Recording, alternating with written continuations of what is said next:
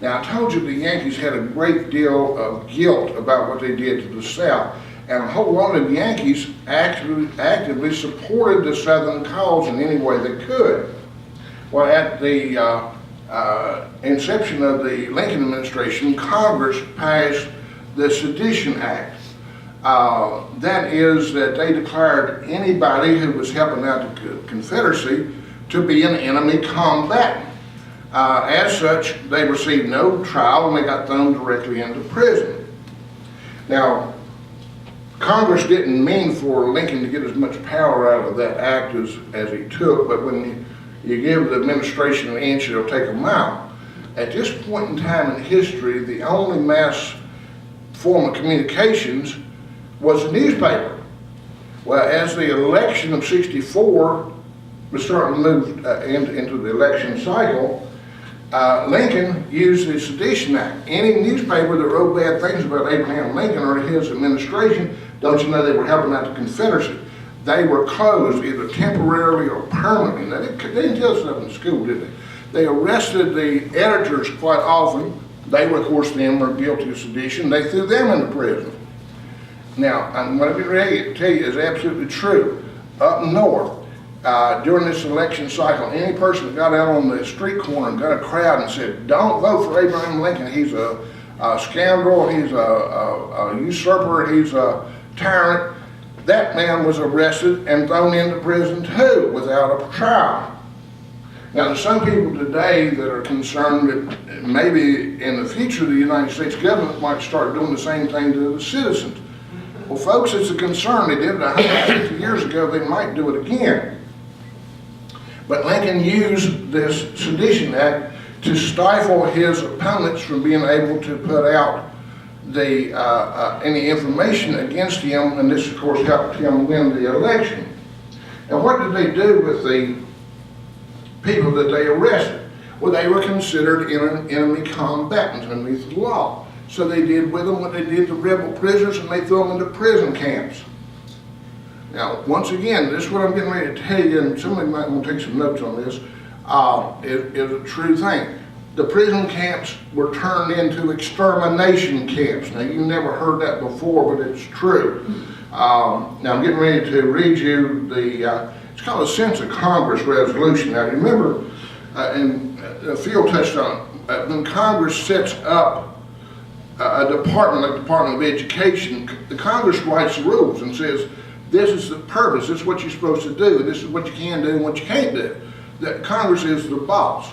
Now, of course, we had already had the military set up in the prison system, so this is what they call a Sense of Congress resolution. In other words, Congress was telling the people who ran the prison camps, this is what your job is, and they're the boss. It's House Rule number 97, and I'm going to read it. It was introduced by Henry Lane of Indiana. And now remember, this is the United States government, folks. Rebel prisoners in our hands are to be subjected to a treatment finding its parallels only in the conduct of savage tribes, resulting in the deaths of multitudes by the slow but designed process of starvation, by the mortal disease accompanied by insufficient and unhealthy food, and wanton exposure of their persons to the inclemency of the weather. That's the United States government, folks. Now, whenever they talk about the war and they tell us about the prison camps, because this is Yankee history reading, we always hear about Andersonville down in Georgia. Now, it was a bad place, and the folks were there starving. But you got to remember the Confederate Army, the country couldn't even supply them in the field. They were just about as starving as the prisoners were. What they forgot to tell you is that the prison camp with the highest death rate per 1,000 wasn't down in Georgia, was Elmira, New York. So now, what we got with this Lincoln fellow that's so popular? And he started this war that killed 250,000 Americans, and yet we say he's such a wonderful and popular president. Well, why? It all relates to the timing of his death. In 1865, the war had been going on for about 4 years now, and the people up north were very war weary. They were tired of dying, and today when read a newspaper, if there's 5 people killed in Afghanistan, that's a big body count. Well, during the war between the states, thousands fell. In some battles, there was 20,000 or more casualties, massive amount of death. So they were very war-weary.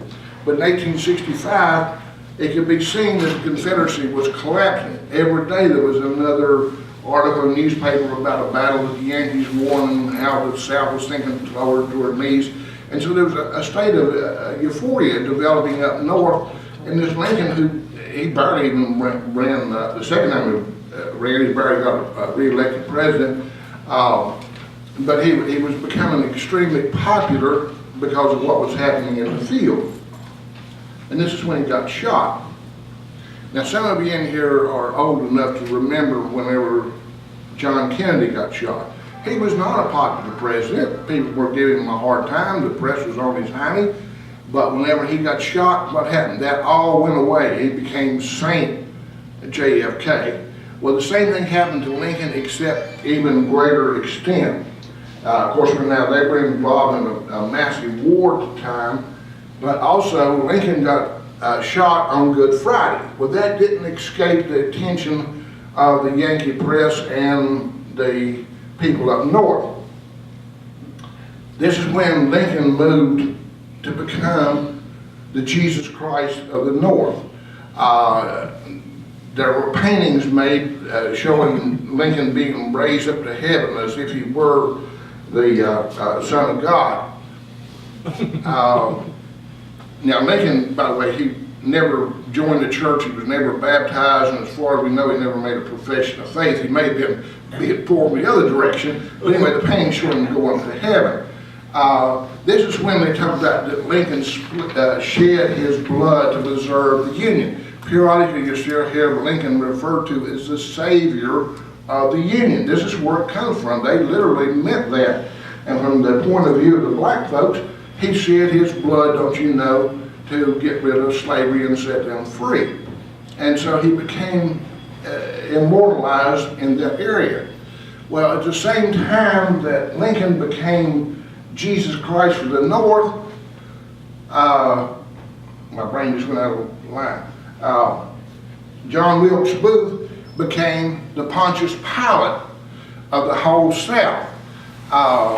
And the Yankees generalized. Okay, now this wicked fella, he shot their Jesus Christ up north. Well, they generalized. They said all people in the South are like John Wilkes Booth. If given the opportunity, they'll sneak up and shoot you in the back of the head. See, this is when they make this differentiation. Oh, yes, we were bad to the South, don't you know? The fact that we destroyed their cities, that we laid waste everything, that we raped the people.